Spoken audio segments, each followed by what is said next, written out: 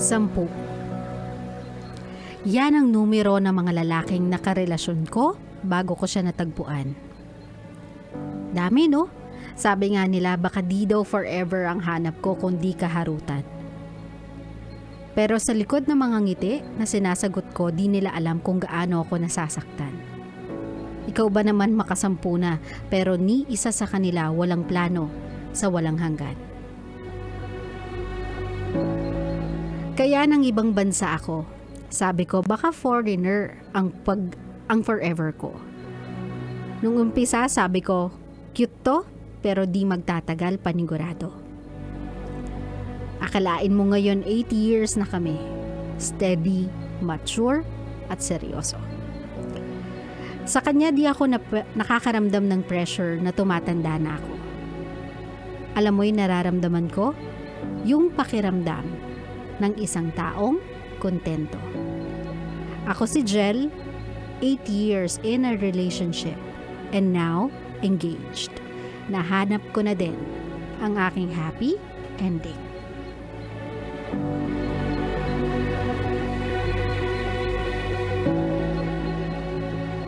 Sabi nga nila, my love, sometimes it takes a lifetime for you to find someone that you will actually be with. It takes multiple relationships, multiple failures, breakups, bago mo matagpuan yung isang relasyon na feeling mo, eto na, tamang timpla. Alam mo, Jel, been there, done that. I'm not putting a period sa current status ko. But then again, at this point in time, mararamdaman mo kasi, I don't know if that's it for everybody, but I just feel na sa dami-dami ng reklamo ko sa exes ko before, sa dami-dami ng mga napapansin kong flaws, quirks, shortcomings nila, ang naiintindihan ko lang after stating those or kapag nagve-vent out ako sa mga kaibigan ko after enumerating yung mga flaws na yon, yung mga quirks na yon, yung shortcomings na yon, ang laging endpoint ng utak ko is to end the relationship. Na that is the best option for me as of the moment.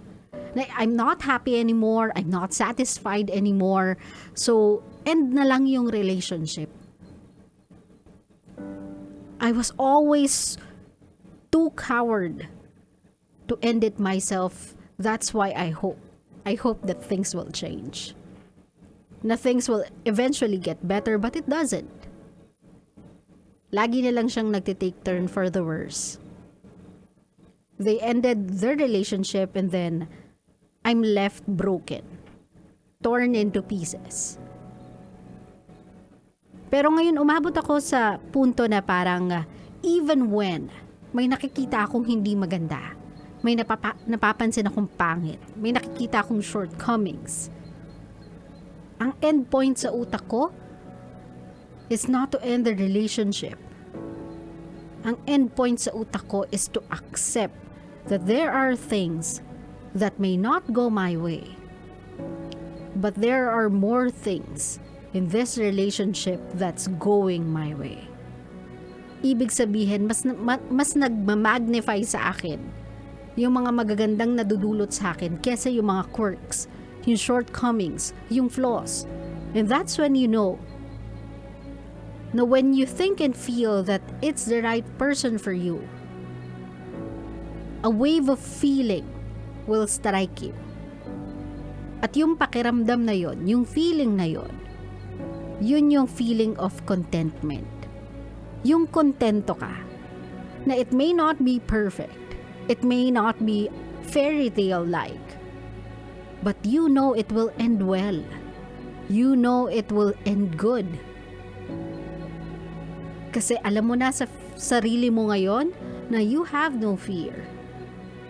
Wherever this relationship may go, you know you'll have a happy ending. Kasi with everything that you've experienced sa journey ng relationship na yon, it made you the best version of yourself. So for Jel, I am happy for you.